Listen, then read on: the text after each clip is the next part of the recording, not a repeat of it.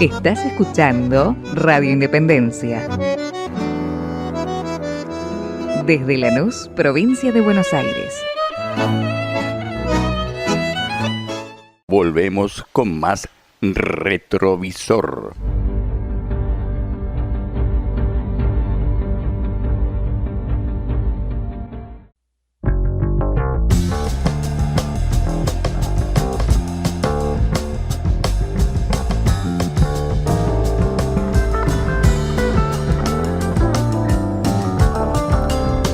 Carta abierta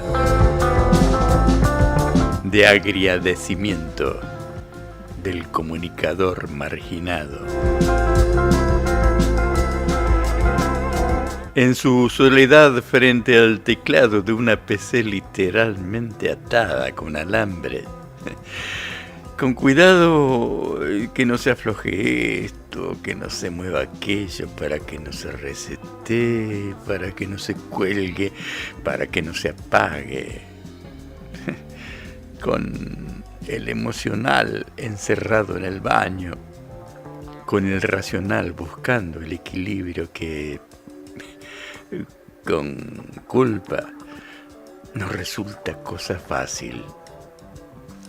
Escuchando a su emocional pateándole la puerta y rajándole furibundas puteadas desde el baño.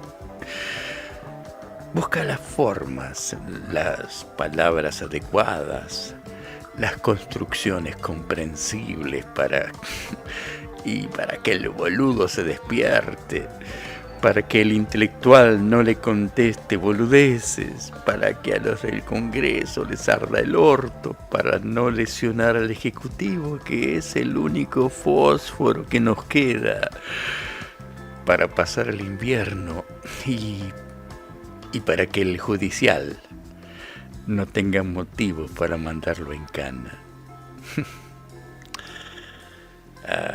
Cuidando la yerba, amenazando a su ego que demanda estímulo, con brindarle el mismo destino que a su emocional, tratando de gambetear a la certeza de que mañana va a seguir seco en la niebla de su horizonte profesional, que no le va a permitir renovar el rígido si se le caga o cambiar la memoria si se le quema. Así es como escribe un comunicador independiente, aunque a esa palabrita independiente también se la hayan afanado los muñecos de torta de la prostitución mediática, que se la llevan toda. La de la publicidad de los privados que pagan para poder envenenar a la gente y amasar sus fortunas.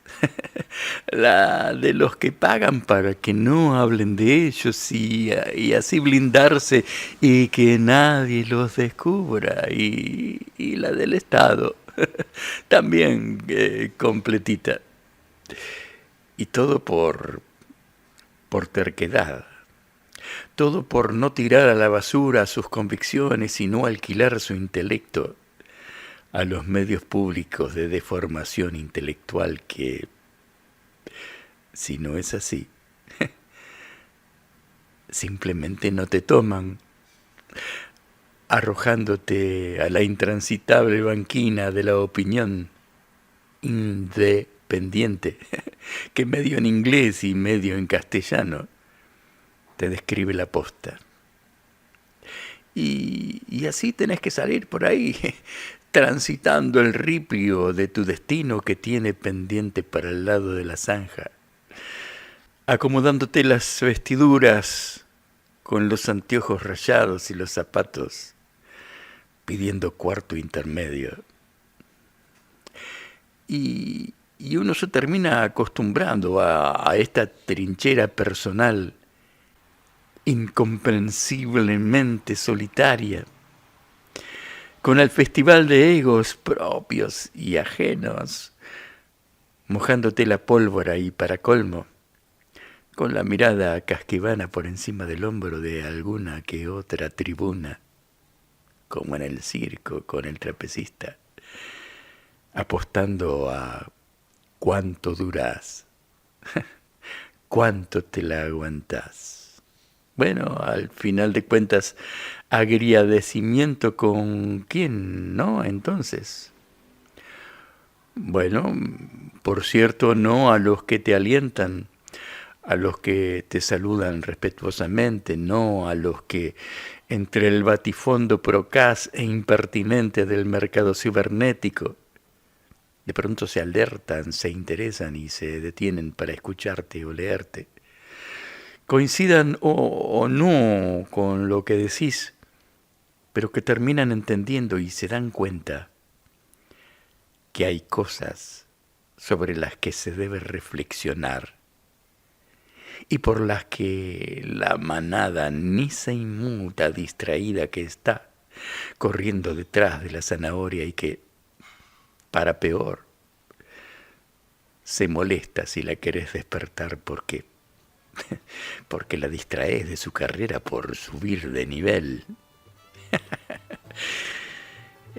Bueno, pero esos, los que se dan cuenta, bueno, esos son casi tus amigos. Una cofradía que no deja de tener sus propias urgencias, pero que su sencillo saludo ya te deja en deuda ante tanta indiferencia deflagrada.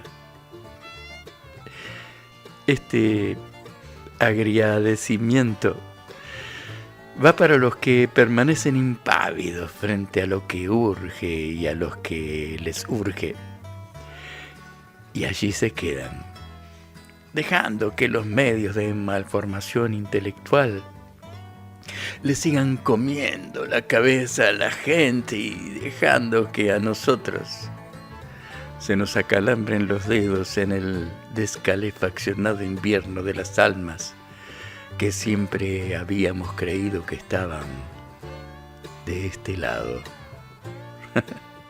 y agradezco observando que no soy el único. Veo infinidad de compañeras y compañeros a los que dedico esta editorial. Los veo, decía, por todo nuestro atribulado territorio, en esta misma lucha desigual, con valiosísimos aportes hechos, pareciera, a una vacía galería infinita, rodeada de tremendas espaldas de cemento a un lado y al otro, pero con el mal aliento y las dentelladas del poder en la nuca. Y sí, claro que es agria. ¿Y qué querían que fuera? Pero también con las gracias, porque semejante olvido, semejante postergación, termina siendo un insospechable certificado de inmunidad a cualquier tentación a desviarnos del carril correcto, sin duda. Solo que esto no me resulta suficiente porque sé muy bien que es mucho lo que hay por hacer y sé muy bien también que es exactamente lo que se tiene que hacer y no se está haciendo a esta altura. Me estoy preguntando si tal vez lo que no se está haciendo no estará también encerrado en el baño con el emocional que estamos tratando de controlar.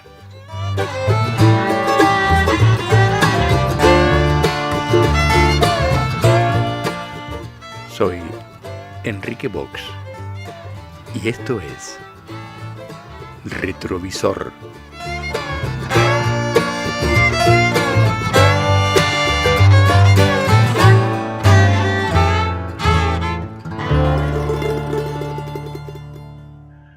Don Carlos César Navarro, ¿cómo está usted? ¿Qué dice?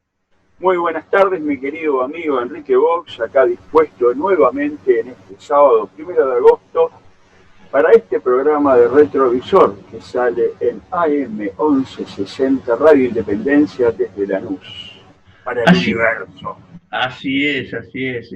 Claro. Ahora que van a Marte, que nos van a escuchar, a nosotros no nos van a escuchar, en Marte si van los yanquis, pero por supuesto. Bueno, ¿qué nos trae hoy, don Carlos? Básicamente, el interés mío, y espero que lo pueda prolongar, sí lo vamos a prolongar más, es desarrollar el informe Flexner es... ¿Es desarrollar? Perdón, ¿es desarrollar qué? El informe Flexner. Ah, ok. El informe Flexner fue la estructuración del poder académico, corporativo en Estados Unidos a principios del siglo XX, a instancia de las corporaciones más poderosas que había en ese momento, como emergencia del resultado de la Guerra Civil norteamericana. Claro. Cuando se da la Guerra Civil, se enfrentan dos paradigmas. Un paradigma oligárquico, conservador, neocolonial acomodado, versus un paradigma industrialista, expansionista, imperial, que fue realmente es el que encarnó el destino manifiesto, la conquista del oeste, porque los estados del sur eran prácticamente un crecimiento, una excrescencia de los padres fundadores, de los pioneros, que llegaron, se quedaron y se dedicaron a la producción agrícola. Lo del Mayflower, digamos. Claro, exactamente. Pero los otros que también tomaron esa línea, pero lo llevaron adelante en forma mucho más pujante y empírica, fueron los que cruzaron al oeste, hicieron pelota a los originarios se encontraron en el medio. Me masacraron. Las masacraron, conquistaron la costa oeste, unieron los dos lados del continente con ferrocarriles, y justamente esto que estoy nombrando, que es, y después entraron para motorizar esa industria con petróleo, la industria del petróleo, que es un amigo suyo, David Rockefeller. Sí. Sí, tomaba café con ustedes. Claro, sí. Ahí en la biela. Bueno, ese es el dueño era el dueño, el que generó la Standard Oil, que la generó. Que colaboró con Hitler en la guerra, por ejemplo, digamos. Claro, y la generó comiéndose a las demás empresas. Claro, o sea, es ontológicamente rapaz toda esta historia, y en colaboración con Carnegie, que era el dueño de los aceros, y de ahí al ferrocarril, contrataron a un señor que se llamaba Gates, como Bill. Sí. Bill con B corta y una sola L. Claro, tal cual. Este se llamaba Abraham, sí, se llamaba Gates. Que fue el que, a su vez, a través de otro personaje, Prechet, contrataron a Abraham Flexner. Abraham Flexner fue un educador que marcó la estructura de formación de los médicos en Estados Unidos, y que no es menor, porque cambió la mirada, o sea, permitió y permeabilizó la concepción industrialista, fragmentaria y mecanicista en el concepto de salud, el concepto de corporalidad, el concepto de organización social. De manera que importaron una medicina pergeniada en Alemania en ese momento y transformaron a una disciplina holística, porque ahora parece que lo holístico es fruto de la nueva era, del New Age. Claro. Hablan todos así, loco del holístico, pues está todo integrado, todo tiene que ver con todo, y las energías que se mueven y que te mueven. No es nuevo. No, claro. En realidad, la medicina con una breve interrupción en el siglo XVII, con la emergencia de Descartes, era holística. La medicina medieval era holística. Era tan holística que gran parte de su mecanismo de acción era la astrología, por ejemplo. De hecho, los más grandes astrólogos de la historia, el currito de ellos era, digamos, la afición era la astrología, pero laburaban de médicos. Ajá, claro. Tanto Morin de Villafranche como Nostradamus eran médicos que estudiaban dentro de la facultad, dentro de la formación, estudiaban astrología porque era la forma de conectar lo macro con lo micro. Nosotros vemos así ahora la forma de... Ellos lo veían como una realidad.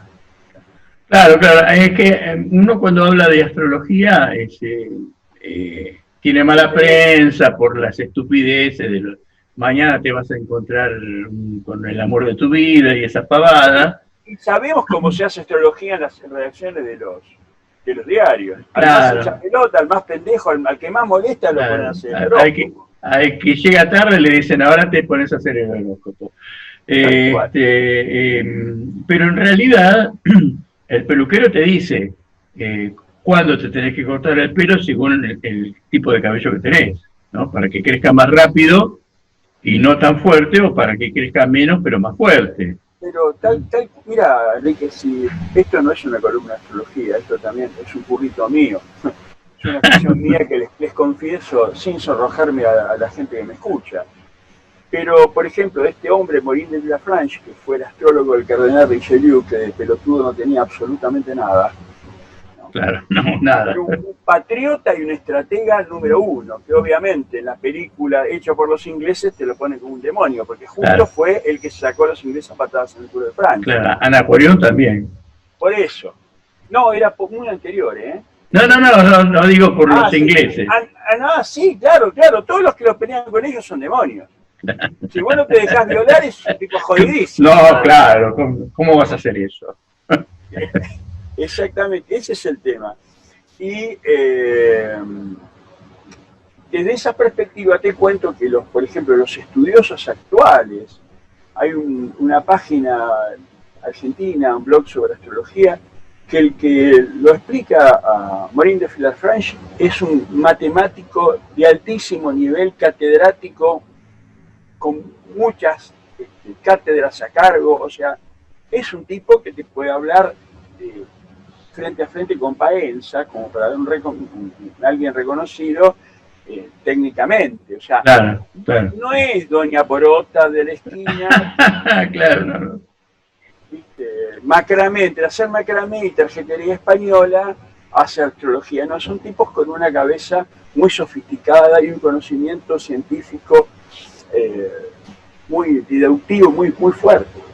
Tengo la sospecha de que tenemos para varios programas con eso, ¿no? Claro, bueno, pero quiero volver a la medicina, porque si no me estoy yendo como un Sputnik. En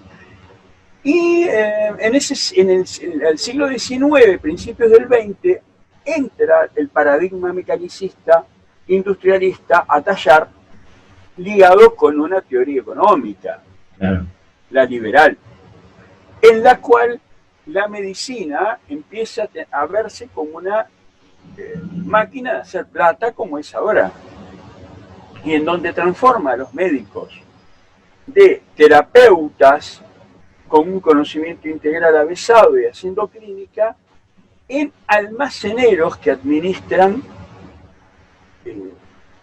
las líneas terapéuticas que los centros, los laboratorios generan para ellos. Sintomatología. Claro, sí. Y realmente se hace muy poca clínica. O sea, vos vas en general y la atención que se te da es se te sienta frente a un escritorio.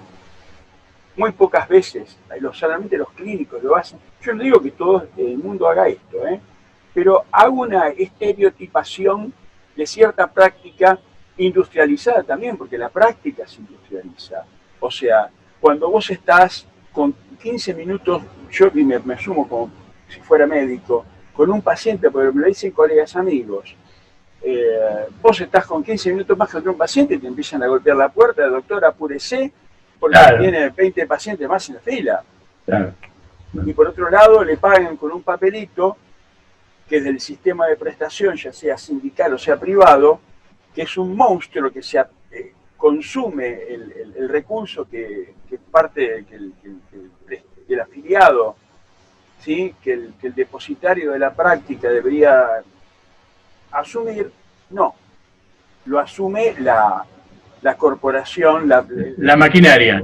la maquinaria intermediaria. Entonces, ese tipo de medicina es la que barre a través de una necesaria estructuración, porque se utiliza una necesaria estructuración de la Claro. forma de la formación de los médicos. En ese momento en Estados Unidos los médicos se formaban en corporaciones médicas, en escuelas formadas por médicos. O sea, vos, Enrique, y yo éramos médicos, ponemos la escuelita de Abasto, ¿sí? Medicina integral, ponele que se llame así. Entonces enseñábamos nuestros saberes y formábamos médicos que recibían el aval para el ejercicio por parte nuestra. Y Claro. se largaban el camino a atender. Claro. Con los buenos o malos conocimientos que le podríamos dar. Porque capaz que enfrente había unos tipos que eran unos perros y mataban, de 10 mataban 8, y nosotros que éramos más o menos de 10 enseñábamos a matar 5. Estamos en 50% de eficiencia, pero capaz que había uno que tenía un 90% de eficiencia en su enseñanza. Entonces se buscó una necesaria estandarización, pero esa estandarización corrió el fiel de la balanza hacia una elitización de la práctica médica, de la práctica del derecho, porque el informe Flexner estuvo enfocado a 3 ejes de la cultura y la sociedad media y alta norteamericana: la medicina, el derecho y los pastores de la iglesia evangélica.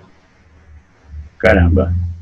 Que, claro, que está leído, creo que lo tengo en el texto, si no lo voy a desarrollar en próxima entrega.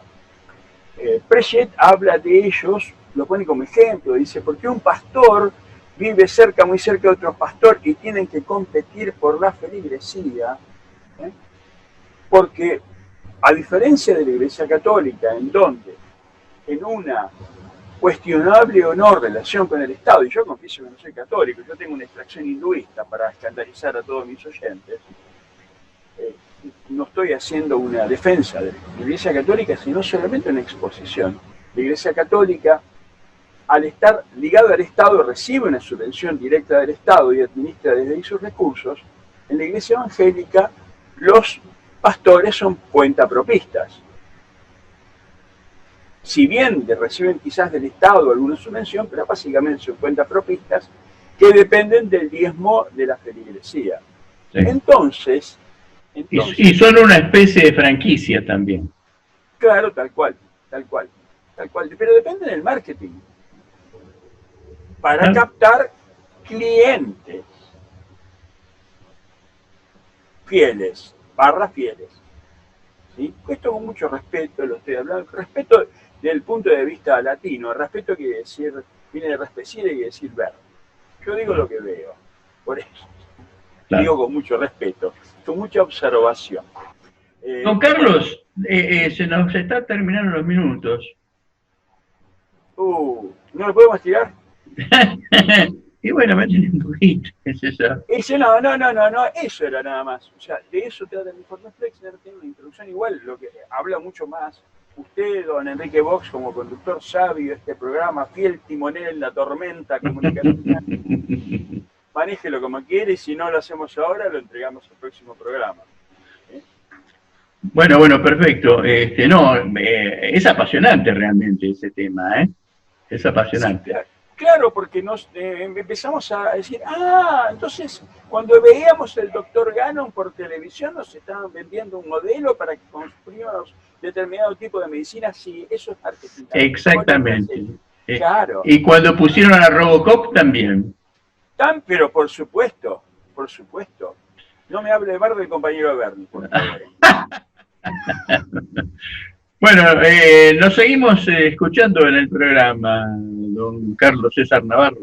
Muy agradecido por su editorial. Merecido. Que a la gente le encante lo que hagamos y que escuche detenidamente. Sé que unos otros comunicadores, no me atrevo a decirle colegas, porque no quiero que se ofendan conmigo por compararme con ellos, porque para mí son gigantes ejemplos.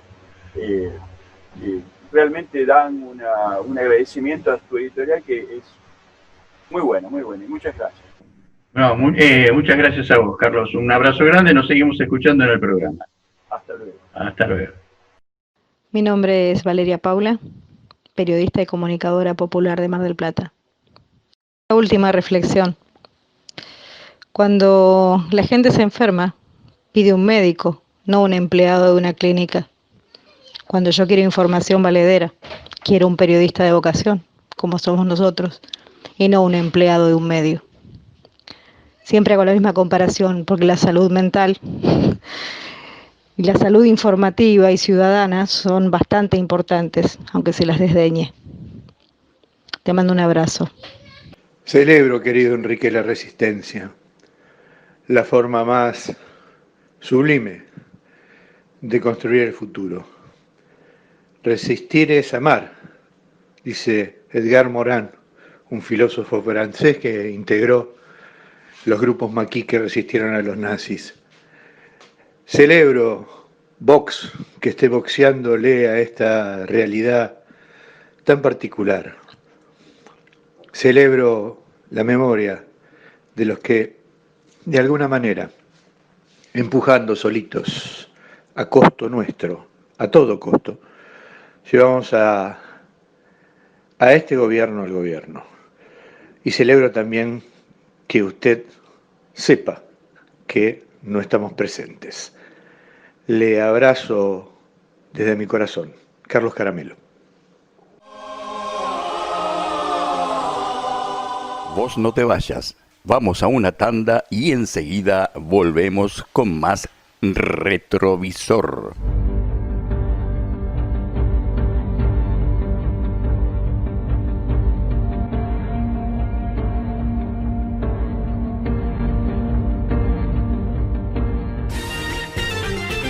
Desde Buenos Aires, República Argentina, transmite Radio Independencia. Y al mundo en www.radioindependencia.com.ar.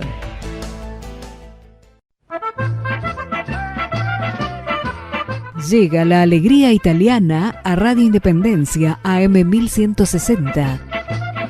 Viva Italia en Hola Sicilia, con Alfonso Rey, Liliana Martino, Perla Costa, Saverio, Roxy, Hilda y todo un gran equipo. No te lo pierdas, te va a gustar. Viva Italia en Hola Sicilia, los domingos a las 9 de la mañana por Radio Independencia AM 1160.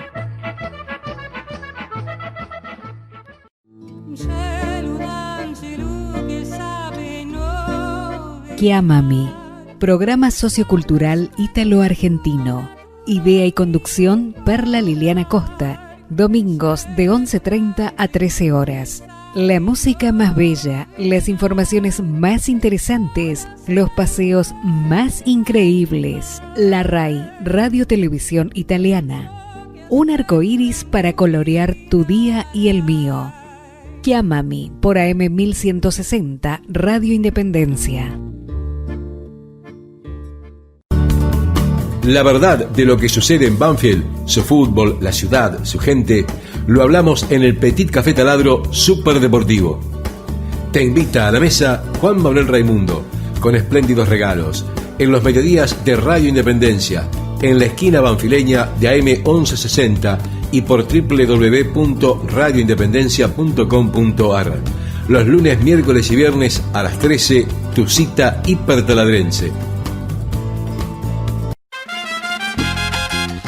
Todos los lunes de 16 a 18 escucha 100% Salsa y el segmento de Cumbia Colombiana con Claudio Armani. 100% Salsa por Radio Independencia AM 1160, lunes de 16 a 18.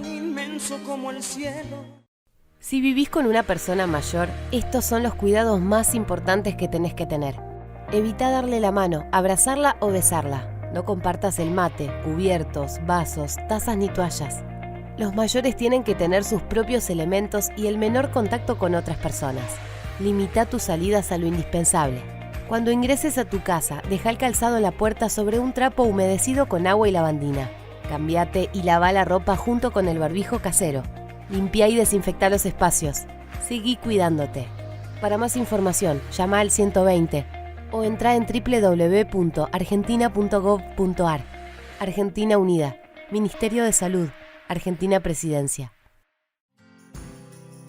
Hablando de bancos, ¿vieron que Banco Provincia tiene una nueva app con la que podés mandarle plata a quien quieras, hacer transferencias a otros bancos o pagar en comercios? Una app muy práctica para esta época donde tenemos que quedarnos en casa. Solo hay que bajarse la app en el celu y abrir una cuenta gratuita o vincular la que ya tenés sin moverte de tu casa. Es muy rápido, fácil y seguro. Quédate en casa, usa cuenta DNI de Banco Provincia y tené el banco donde vos estés.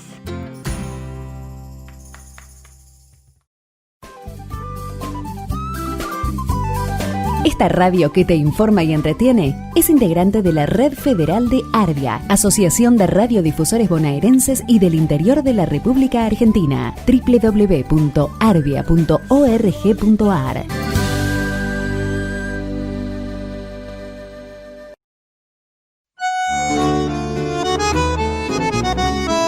Estás escuchando Radio Independencia. Desde Lanús, provincia de Buenos Aires. Volvemos con más Retrovisor. Hola, querido Enrique. Acabo de escuchar tu editorial y la verdad que has enhebrado las palabras con la precisión de un gran jugador de billar. Y en cada una de esas frases dejas exactamente expresado lo que sentimos muchos que intentamos plantear una mirada sobre la realidad que, equivocada o no, con la cual se puede estar de acuerdo o no, intenta ser absolutamente cristalina desde nuestro punto de vista. Nosotros, los que hacemos un programa de radio que es para el pueblo, lo que es del pueblo, tanto Guillermo Varela como María Belloni, como el que habla, siempre decimos que no somos periodistas, no queremos atribuirnos títulos que no nos pertenecen. Decimos que somos militantes de una organización popular que hacemos un programa de radio. Y de esa organización popular y desde una mirada sindical que también tenemos como delegados, tratamos de expresar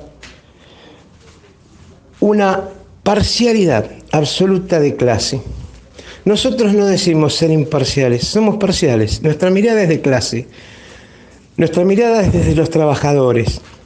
Y lo que vos expresás ahí es lo que nosotros sostenemos permanentemente. Esta mirada no se compra ni se vende.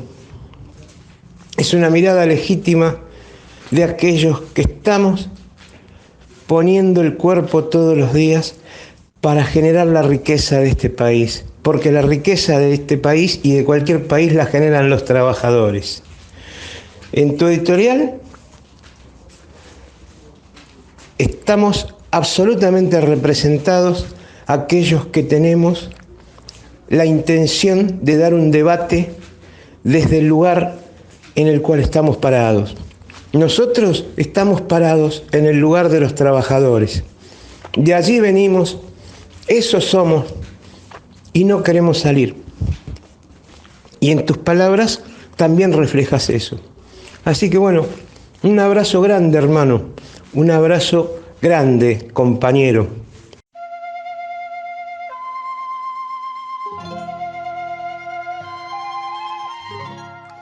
Es habitual en estos momentos entretener gran parte de nuestras conversaciones acerca de cómo se enfoca o cómo no se enfoca el abordaje de la pandemia, de la infección y del tratamiento del COVID-19. Y las críticas que se hacen desde las personas que no están y no estamos directamente incluidos dentro del equipo puramente médico, está el hecho de que la visión de abordajes alternativos está completamente ocluida. Esto no es casualidad y no viene desde ayer. El origen de la medicina actual lo podemos encontrar en el año, o mejor dicho, entre los años 1980 y 1920, que es donde se desarrolla una tarea de estructuración de la práctica médica en Estados Unidos, que después se traslada por efecto del control de mercado, y remarco de control de mercado, al resto de América y al resto del mundo. Ahí, a instancias de la Fundación Rockefeller y de la Fundación Carnegie, se estructuran, junto con la medicina, el derecho y los pastores de la iglesia protestante. Sí, así como me escuchan. Y en las explicaciones que se dan, que vamos a leerlos en forma textual, de Pritchett, que es el funcionario de la Fundación Carnegie, que se encarga de dar los pormenores, los postulados, los axiomas de esta estructuración, podemos observar cómo cada uno de los miembros de estas profesiones es visto como un profesional, inclusive al mismo pastor de la iglesia. Está totalmente sacado de las posibilidades el hecho de que sean servicios a la comunidad, servicios a la sociedad. Son profesionales. Y el posicionamiento que busca dársele es una meta a acceder con mucho esfuerzo, fundamentalmente en el tema de los médicos, ya que previa a la estructuración dada por el informe Flexner, la medicina era una posibilidad dentro de la movilidad social ascendente que tenía en oferta la sociedad estadounidense.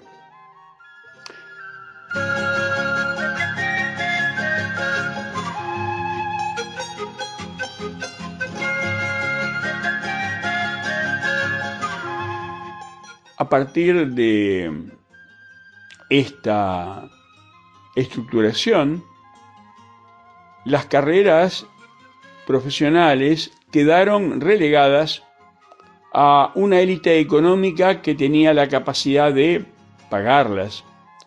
De manera que esta sociedad se aseguró, las corporaciones, porque esta sociedad, si la podemos observar con detalle, llegamos a la conclusión de que está estructurada por una élite corporativa, a diferencia quizás de la nuestra fue estructurada por la oligarquía, una oligarquía que tiene el origen en la generación del 80, básicamente, porque lo que nosotros recibimos y lo que nosotros vivimos como sociedad actual, sus valores, sus ejes axiomáticos,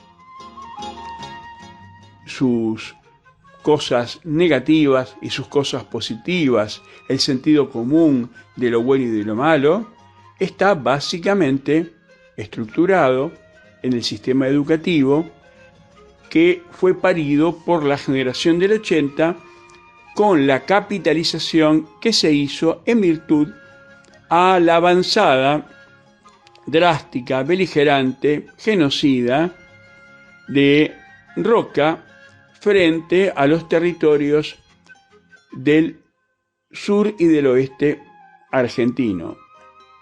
Una avanzada que no tuvo la condición o la intención de conciliar, sino de exterminar y de imponer un modelo civilizatorio.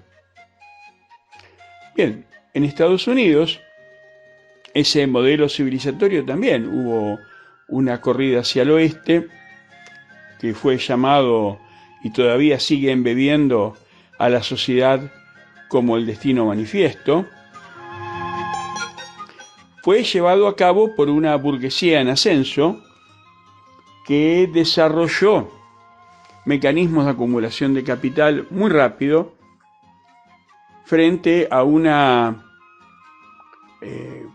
gran inmaterialidad legal y con una constitución que permitía frente a todo las libertades que eran ejercidas con más intensidad por quien tenían el poder, obviamente. Así es que, a través de Abraham Flexner, contratado por David Rockefeller y amparado por la Fundación Carnegie, David Rockefeller era el fundador de la Standard Oil, que fue la primera empresa que tuvo un juicio, una batalla legal contra el Estado norteamericano por monopolios, ¿sí? Ganó el Estado norteamericano, pero igual en Estados Unidos hay que tener en claro que el Estado, como lo forman las corporaciones, el Estado en Estados Unidos es la otra cara de la moneda de las corporaciones. Los funcionarios norteamericanos entran al Estado y dejan las corporaciones, y cuando salen del Estado vuelven a las corporaciones, y no hay ninguna contradicción ética o legal que los victimice por eso o los culpabilice. Entonces es difícil dilucidar dónde empieza el Estado y dónde empiezan las corporaciones en Estados Unidos. Bien. Así es que la medicina deja de estar en manos de los médicos, que en ese momento eran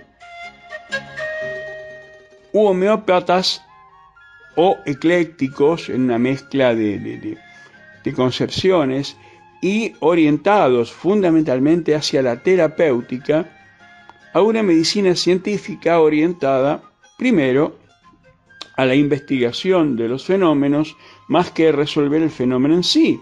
La crítica que se hacía en ese momento era que había muchas formas de denominar a los problemas, pero había muy pocas formas de solucionarlo. Eso lo decían los médicos no científicos, entre comillas, porque siempre hay ciencia, siempre que hay conocimiento acumulado, siempre que hay un saber, siempre que hay procedimientos, siempre que hay sistemas, hay ciencia.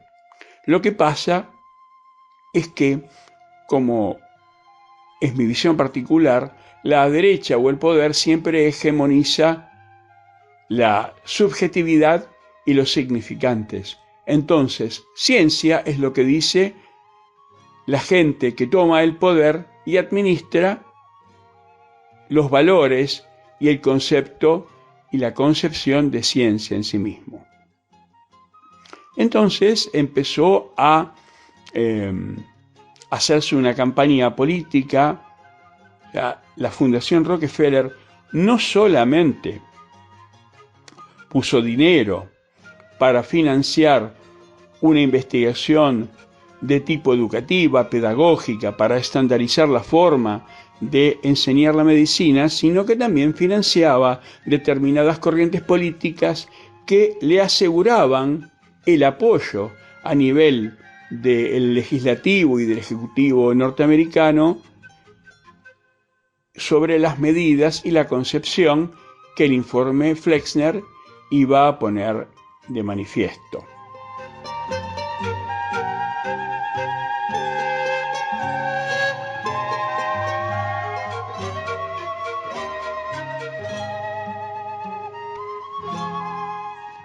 La sociedad americana y la actitud científica. La sociedad americana en el último trimestre del siglo XIX estaba asignada por violentos disturbios y contiendas. El crecimiento de la industria que venía produciéndose desde la guerra civil y la emergencia en gran escala de las organizaciones corporativas estaban acompañadas de revueltas drásticas dentro de las relaciones sociales de la producción.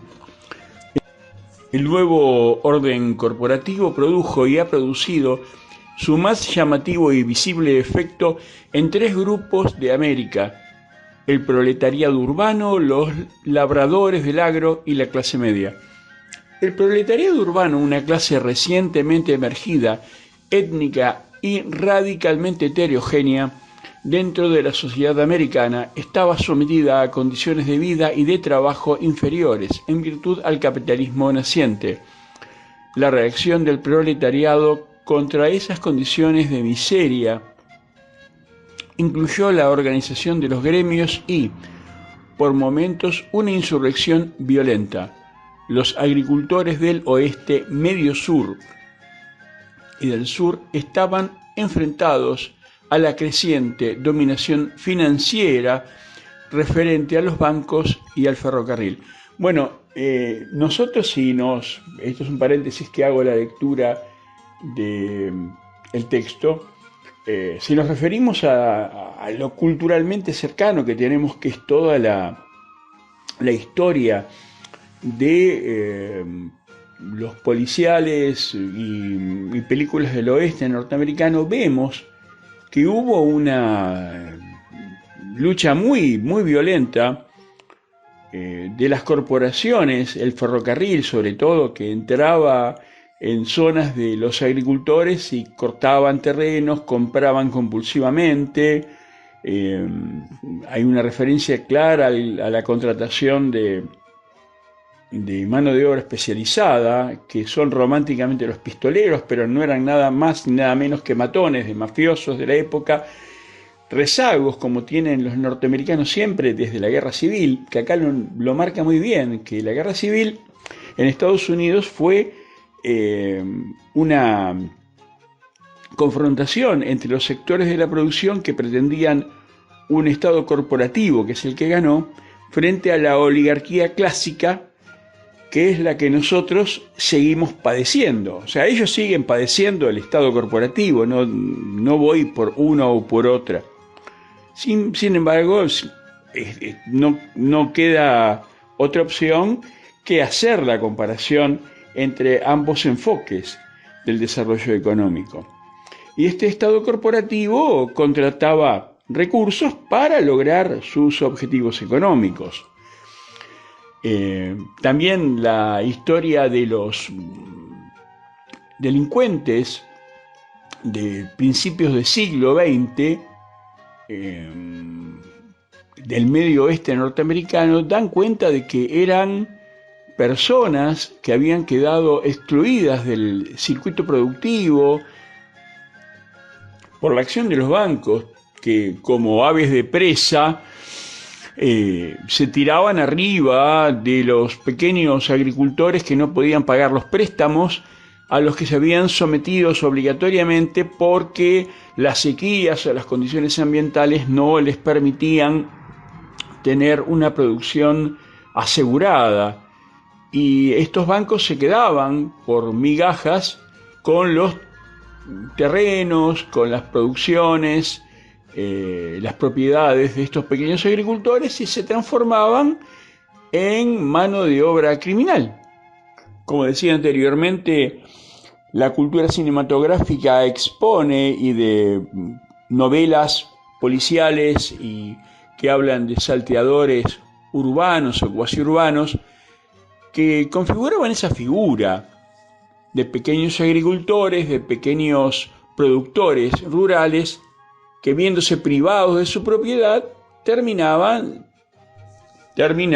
delinquiendo, ¿sí? Viviendo, reproduciendo lo que ellos sentían sobre sí, que era el robo, lo reproducían en el sistema. Bueno, y sigo con el texto, o retomo. El proletariado urbano, una clase recientemente emergida, étnica y radicalmente heterogénea dentro de la sociedad americana, estaba sometida a condiciones de vida y de trabajo inferiores, en virtud del capitalismo naciente. La reacción del proletariado contra esas condiciones de miseria incluyó la organización de los gremios y, por momentos, una insurrección violenta. Los agricultores del oeste medio y del sur estaban enfrentados a la creciente dominación financiera, referente a los bancos y el ferrocarril. El populismo se constituyó en una compleja resistencia agrícola a ese control, ejercido por los controles de las grandes empresas y la banca. La clase media estaba constituida por el remanente de la anterior clase comerciante, los artesanos que acababan de convertirse en trabajadores especializados, pequeños industriales y un estrato de nuevos gerentes. La clase media urbana se enfrentaba a las mismas condiciones insalubres del medio, condiciones poco saludables a las que estaba sometido el proletariado. Su reacción fue la de sacar a la luz todos los asuntos turbios y exponer el dominio ejercido por la maquinaria política. El creciente surgido capitalismo y la clase que lo constituía enfrentaban la tarea dual y a menudo contradictoria de aumentar y fomentar la acumulación de capital y de mantener la viabilidad y la legitimidad del orden social.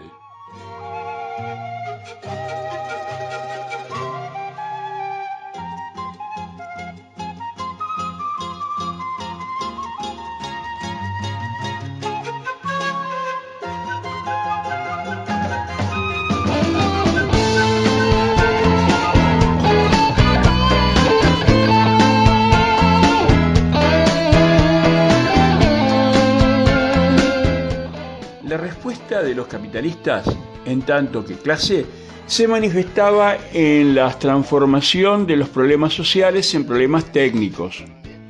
Esto se hizo necesario en parte por la ideología democrática que prevalecía y la ruptura del viejo orden jerárquico, las viejas formas del control social dentro de la sociedad americana en la segunda mitad del siglo XIX. Y yo agrego, como consecuencia también del enfrentamiento de dos paradigmas que se dio en la Guerra Civil, ¿sí? Donde venció un paradigma nuevo, en donde la propuesta era una sociedad con una perspectiva industrialista. Retomo el texto. Los años 1860 y 1870 contemplaron el surgir de las universidades y las escuelas de graduados que ponían énfasis en las ciencias físicas y de la ingeniería, más bien que en las humanidades. El acento puesto en la ciencia y la tecnología tendía a promover el concepto de que la ciencia no solo era útil para ayudar a la industria, sino que también era de utilidad y podía ponerse al servicio de los problemas sociales. En 1880 y 1890 las ciencias se filtraron en todo el país. Las ciencias sociales comenzaron a emerger dentro de las universidades, en tanto que ramificaciones diferentes y separadas. La prensa popular y los periódicos dedicaban constantemente mucho espacio y atención a los nuevos productos biológicos que estaban intentándose y ayudaron a popularizar el criterio de que la ciencia podía resolver cualquier problema en su momento. En la industria podríamos ver la aplicación de amplio espectro de lo que había dado en llamarse manejo científico, un medio de aumentar la productividad con pagas que también aumentaban, por cuanto los salarios más elevados constituían la principal demanda del proletariado en aquella época. El empleo del manejo científico tendía a ayudar a asegurar la estabilidad del sistema. Al mismo tiempo, ese manejo científico agregaba un mayor elemento de control al proceso de producción, tomando los capitalistas dicho control. Y hago una aclaración del texto. Esto es lo que se pretendía ver en ese momento. Acá no estoy haciendo una declaración de verdad, yo ni el escritor Beringer, el autor del texto este. Dentro de la sección agrícola se introdujo la agricultura científica. Este método aumentó grandemente la productividad de las chacras, haciendo posible, de este modo, proveer de mayor alimento a menor precio para alimentar a un proletariado que crecía dentro de las áreas urbanas. Aun cuando aumentaban los ingresos de los agricultores, al mismo tiempo ataba a los labradores, a los bancos y al sector industrial, en vista que se hacía necesario contar con capital para comprar fertilizantes y máquina agrícola. Y aquí hago una llamada de atención. Acá vemos cómo empiezan a generarse eslabones de dependencia entre la producción, los proveedores de insumos tecnológicos y el sector financiero. ¿Sí? Prestemos atención a este detalle, que esto va a trasladarse a otros aspectos o a todos los aspectos de la vida como corriente cultural, económica y política del siglo XIX proyectándose al XX. Prosigo con el texto. El movimiento de la ciencia doméstica constituyó una manifestación de alcance de la ciencia dentro de los hombres de la clase media. La reforma de la profesión a través del requerimiento de estudios avanzados, como ejemplo colegios, estudios superiores, facultades para las profesiones, tendió a cambiar la composición de las clases profesionales y ayudó a otorgar a la clase media un asiento diferente en el seno de la sociedad y a crear una separación neta entre ellos y el proletariado. El soplo de la ciencia dentro de la sociedad americana y alrededor de fines de siglo, está hablando del siglo XIX, constituye tal vez su rasgo más determinado. Debe recordarse que parte de esta tendencia general de la sociedad estaba constituida por la introducción de una educación progresiva, una filantropía científica y el manejo de la ciudad. Manejo en un sentido, agrego yo, suspicaz, ¿no? Manejo es control y es poder. Esta modalidad científica, retomando el texto, tendía a producir tres resultados. A. Se mejoró en algo las condiciones sociales. B. La organización corporativa de la sociedad se convirtió en norma debido a la eliminación de productores ineficientes y marginales. C. La clase capitalista, en virtud de la dominación financiera, estaba en condiciones de estructurar tales tendencias con el fin de mantener así su control sobre ellas, cuidando de que no se alterara la estructura social existente y, de hecho, emplearlas para mantener y afirmar además la estructura social existente. No obstante, el conjunto de ciencias no era, en forma alguna, una panacea para los problemas del capitalismo. Al tiempo que la tecnología transformaba muchas contradicciones inherentes al capitalismo, por ningún medio se las eliminaba.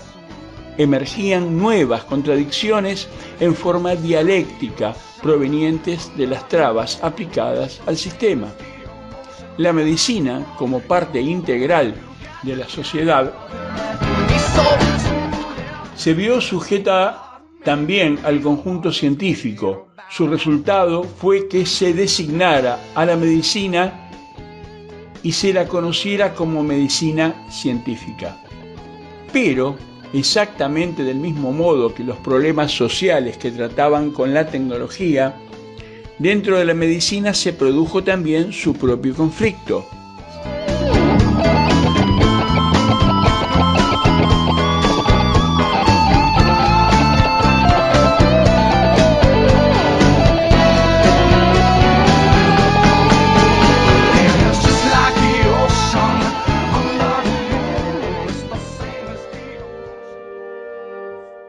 El positivismo médico.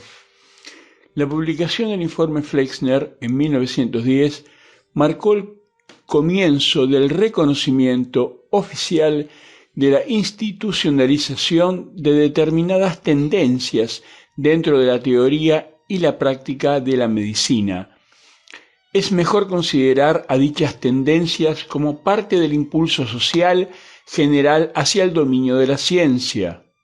Sería de utilidad caracterizar o designar a la medicina científica en tanto que un paradigma en el sentido del término kuntziano y calificar a los eventos que circundan el informe de Flexner como a la instrumentación de este nuevo paradigma. Y acá me agarro de mi furcio para hacer un pequeño paréntesis y tratar de explicar qué hablo de kuntziano y qué sé yo.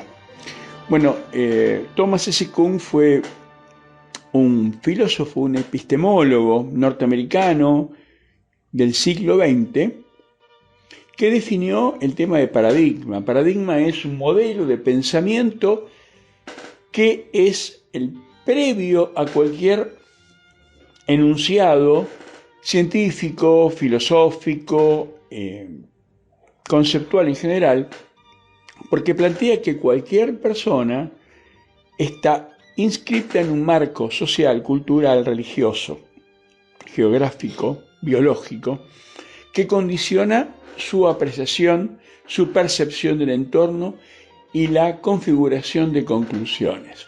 Bien, valga eso, voy a seguir. Dice, como sucede con todos los nuevos paradigmas, se han presentado cambios drásticos dentro de la conceptualización del contenido del tema de ese paradigma. En medicina, los efectos gravitaron con más peso y se manifestaron con mayor claridad con preferencia a la comprensión del cuerpo en la forma en que se estructuró la investigación y en la base de la terapia y el diagnóstico. Desde el punto de vista conceptual se eliminó finalmente del sentir principal médico la imagen del cuerpo humano como un organismo único, integrado en la cual, al afectarse una parte del cuerpo, lo acaecido en ella se proyectaba en el resto de ese cuerpo. Fíjense un detalle, querida audiencia de Retrovisor. Esto se va de patadas con la nueva visión, que es la vieja en realidad holística. Esta visión alopática fragmentaria en realidad no dejó de ser más que un paréntesis en una tradición médica milenaria. Al mismo tiempo que todo ese cuerpo, retomo el texto, en la medicina había sido desafiado, por lo menos desde el principio del siglo XVII, siempre había ocupado un lugar significativo en el concepto médico. Con el nuevo paradigma de la medicina científica, el cuerpo comenzó a conceptualizarse en términos de sistemas sin vinculación con otros sistemas. De ese cuerpo, y aun cuando la especialización a la sombra de la medicina científica comenzó a poner énfasis en los sistemas individuales u órganos con la exclusión de la totalidad del cuerpo, con el surgimiento de la dualidad mente-cuerpo, se pone en evidencia la declinación de la medicina holística, lo que afianza con la subsiguiente diferenciación con respecto de enfermedad mental y enfermedad psicosomática.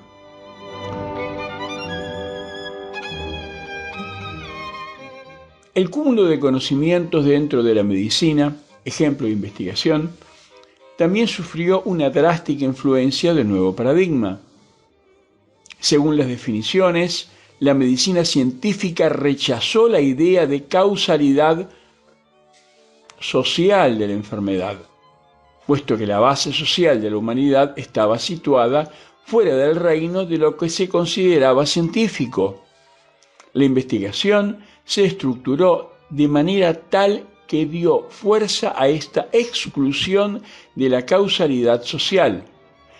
El enfoque predominante de la investigación médica se convirtió en la patología y en la anatomía patológica. Se ignoró olímpicamente la terapéutica, higiene y sintomatología, todos ellos pilares de la medicina holística.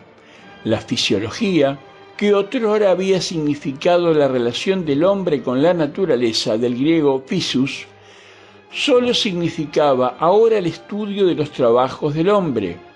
En ese sentido, Kuhn demuestra que la adopción de cualquier nuevo paradigma se debe al nuevo enfoque de los investigadores. Esto pareciera constituir precisamente el caso de la medicina científica. Sin embargo, debido a que la patología y la fisiología fueron aisladas de los factores sociales y la dinámica de los sistemas, recíprocamente vinculados, estos descubrimientos, aunque produzcan impresión en conjunto y parezcan claros, no han llevado a una comprensión integrada ni del ser humano ni del cuerpo humano. Con dolor comprobamos que esto se está haciendo más obvio según lo que sugieren las publicaciones de Powers e Illich. El diagnóstico y la terapia se vieron afectados por el nuevo paradigma. En términos de tanto diagnóstico como terapia, se consideraba al cuerpo como algo análogo a una máquina. De esta manera, aproximándose al cuerpo, se procedía como un instrumentador.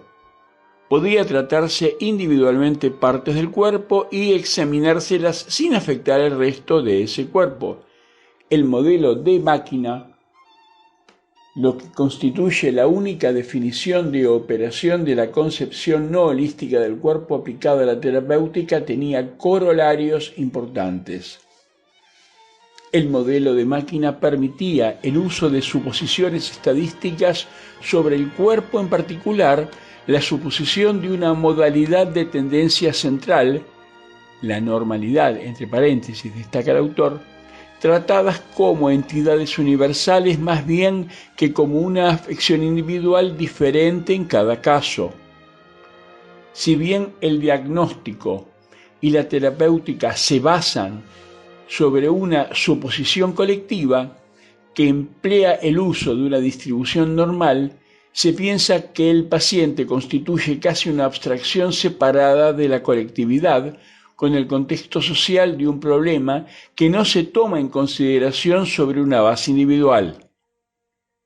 La enfermedad se trata como un proceso natural y, como tal, la posibilidad de una causalidad social se une al diagnóstico y la terapia. La medicina no solo se vuelve individualista porque trate al paciente individualmente, sino porque excluye los aspectos sociales de la vida del paciente. Es interesante que la concepción del cuerpo llegue a tener como base la forma de producción dominante. Ejemplo de la máquina. Economía de su sistema económico, ejemplo del capitalismo. La concepción mecánica no dominaba, si es que existía en los países no capitalistas, ejemplo el Asia. Con todo, para todos los tremendos adelantos dentro del mejoramiento de la salud, este nuevo paradigma de la medicina no presentaba en realidad un gran valor en el campo de la reducción de la mortalidad y la morbilidad. Atente a lo que viene, porque lo que se dice constantemente es que la irrupción de la medicina científica está marcada por una gran ganancia en términos de longevidad y mejora de la calidad de vida. Vamos a ver qué dice el autor. Retomo el texto. Lo más evidente era una tendencia a sugerir que no eran los servicios médicos en forma alguna que conducían, por ejemplo, al mejoramiento de las tasas de muerte, sino más bien a una combinación de eventos incluyendo una mejor nutrición lograda por una mejor forma de transporte de los alimentos entre la ciudad y el campo, el cambio de ropas de lana por las de algodón y la introducción de servicios de agua en buenas condiciones de limpieza.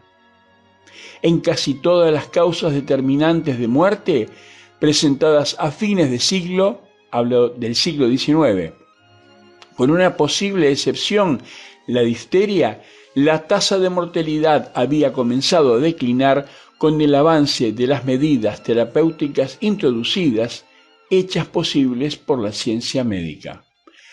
McNew, entre otros, ha arguido que la declinación de la mortalidad atribuible a la medicina clínica no era significativa hasta el segundo trimestre del siglo XX, oportunidad en que la mayor parte de esa declinación se había producido ya, como parte de los factores socioambientales y de urbanización que estábamos hablando antes.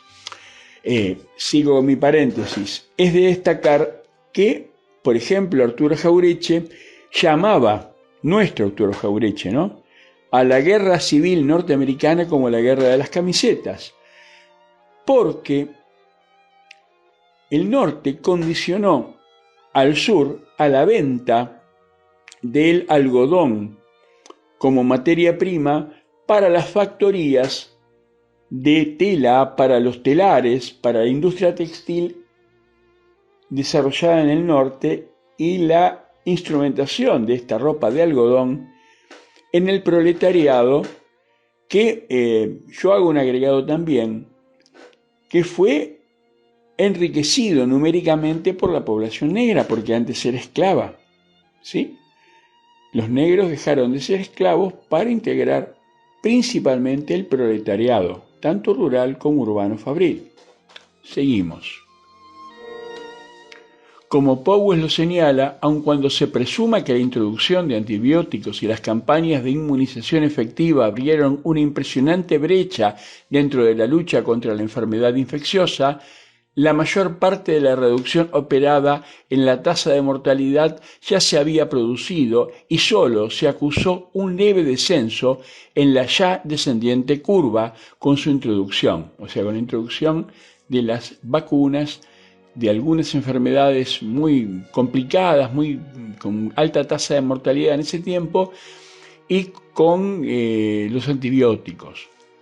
Si bien el nuevo método científico no era muy efectivo para el mejoramiento de la salud debido, tal vez, a una defectuosa conceptualización del ser humano, aún tendía a producir determinados efectos compatibles con el criterio científico que prevalecía en la sociedad. Este concepto referente a la causa de la enfermedad acarreó la noción de que todos los males de la sociedad eran causados por un, hasta entonces no descubierto, microbio conjuntamente con una promesa concerniente a que, con el tiempo, con los suficientes recursos capacitados dentro del objetivo de hallar al microbio, todos los problemas sociales podrían resolverse con una vacuna. Si les está haciendo eco esto que yo acabo de leer, y lo voy a repetir,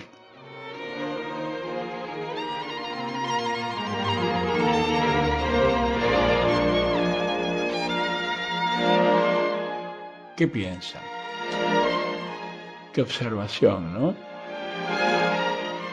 Esto se daba a principios del siglo XX. Se está repitiendo a principios del siglo XXI. Qué notable. En fin, querida gente, queridas amigas y amigos de Retrovisor, los dejo con la pelota picando en el área. Hasta la próxima entrega en esta columna, Dr. Ramón Carrillo, que tengo el gusto de producir para ustedes en este contundente programa conducido por el compañero Enrique Vox.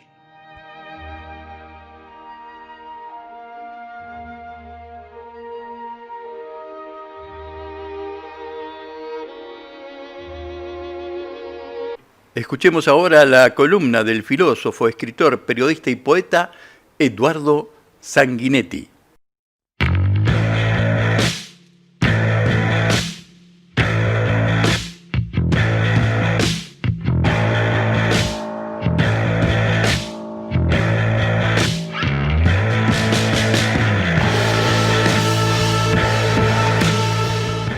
Mantener la lucidez, no desesperar y soportar. La consigna. Mestizaje de dominios. Más que nunca se impone hablar francamente, sin dobleces, sentir, pensar y decir son la consigna. Mantener la lucidez, no desesperar y soportar, insisto, con dignidad este tiempo de transición. Impedir que muera el genio, no dejarse llevar por la embestida del aparato represor.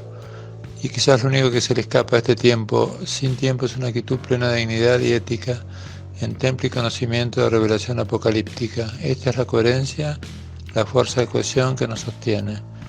Un instante de verdad equivale a la eternidad. Es la eternidad en un instante, enfrentada al instante mercantil, descartable, desechable y perentorio. Me abstengo de buscar un sentido de contrición a la existencia. Se trata de un plano meramente humano, sin una respuesta de trascendencia y sentido que se podría encontrar en la religión y las deidades a la carta. Y a través de mi agnosticismo humanista, iconoclasta, solo deseo consumar el placer de imprimir en términos de mi propia experiencia la realidad que me pertenece. El hecho de preguntarnos día a día si tiene algún sentido simplemente actuar en el mundo nos lleva a ser absurdo y un misticismo bajo presión pandémica. Absurdo ante una falta de comprensión cabal del mundo que nos rodea en un punto extremadamente existencial y personal. Manifiesto que el hombre está dotado de una manía irreparable de buscarle un orden, un sentido a las cosas, origen del absurdo y el final del juego, donde comienzan a accionar los que huyen del planteo de preguntarse ¿qué hacemos aquí? Son los que han construido un mundo para poco juntando bibelots, son los parásitos colonizadores del cual virus de infecciones asintomáticas en la ubicuidad de su ser y estar lo degradan todo. La ambición mediática, no poder afiliarse a un ideal o a una ideología política sin causas éticas que defender ni demandas sociales que satisfacer, va a acumular dividendos cuantiosos. Mercenarios infiltrados en estas corporaciones económicas hacen y deshacen la vida de los pueblos. ¿Caben dudas? Tantos nombres para dar, tantos. Lo dejo para lanzarlos en el momento preciso en que la crisis ya instalada sea irrefrenable. Y no falta demasiado.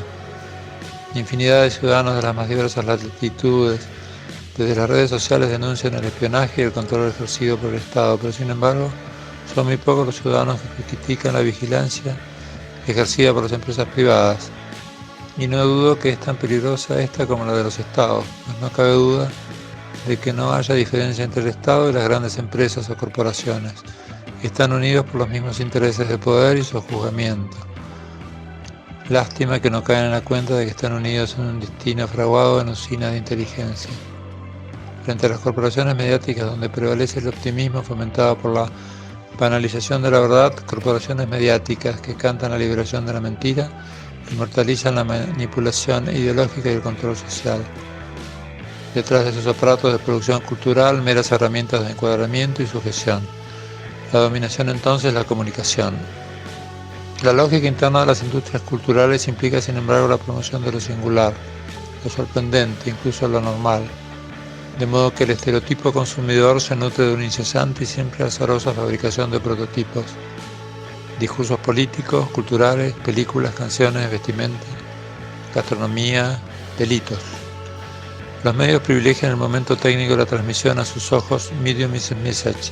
De Edison a Bill Gates, Bell a Negroponte, se confía únicamente con un temible disposición en las propiedades intrínsecas de los dispositivos, postulando la mentalidad política del medio emisor. Se olvidan de las tendencias para hablar de performances. El elogio del canal civilizador oculta la naturaleza de los flujos y sus efectos de avasallamiento. La transmisión digitalizada y comunicada por las redes de la web nos dicen hacen obsoletos el Estado-Nación, pero se reemplazan las disputas territoriales por las batallas de normas entre competidores, versión tecnológica eufemizada de la expansión nacionalista. Rechazo proclamado de la ideología, en realidad extremadamente ideológico, como es patente hoy en día en la exaltación euforizante de Internet y la salvación por la autopista de la información elevada a categoría de conocimiento, redes sociales y demás artilugios demonizantes de la verdad y la vida. La conexión digital de todos con todos se presenta como una panóptica panacea. Camino por fin descubierto hacia la expansión planetaria del individualismo democrático, la inclusión en la red como remedio imaginario a la exclusión, que en la realidad permanece más que nunca en la historia, sirve para enfriar en la asepsia técnica una cuestión caliente, claramente o oscuramente política. La empresa mediática, tal como se da actualmente, es un capricho megalómano y no un intento de saber reflexivo, sin siquiera examinar sus propias debilidades, lo que le hace obligatoria la modestia, mal que le pese. El trabajo de desencantamiento no tiene fin, por suerte. ¿Cómo dudar que llegue el día en que algunos métodos de análisis incongruentes llegarán a sustituir a la cultura y la política por la técnica?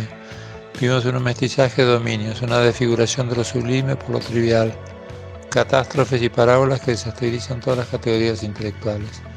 Toma estatus de religión la ambición mediática que al no poder afiliarse a tal o cual estadio del conocimiento, ni a ideología política alguna, sin causa moral que defender, ni demanda social que satisfacer, busca refugio en un purgatorio perennis entre el dominio universitario perdido y el refugio seguro del poder financiero narcisístico. A partir de allí cobra sentido la necesidad epistemológica y hermenéutica de definir y establecer una nueva lectura. Estamos ante una realidad compleja y dentro de registros y códigos de saberes que fueron dejados de lado. Y vayan a hablarle de Papiro y Códice a un exégete de Plotino y Descartes, o a preguntarle a un lacaniano qué sucedía en el estadio del espejo antes de los espejos.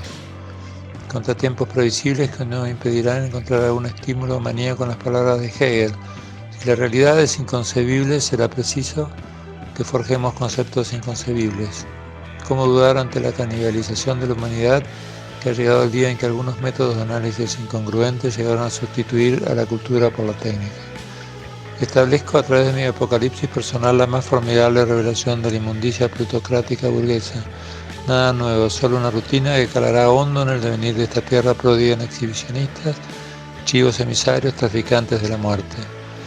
Enemigo de las conveniencias, oportunismos y especulaciones, fui, soy y seré irrecuperable, pero la burguesía de izquierda o de derecha, jamás me acomodaré bajo las faldas de esta señora, donde están empantanados entre dolores fétidos las lacras que dominan el mundo, aún en el imperio del COVID-19. Y no lo olvidemos, ellos mandan hoy porque tú obedeces. Esta frase es de Albert Camus. Hasta la próxima semana.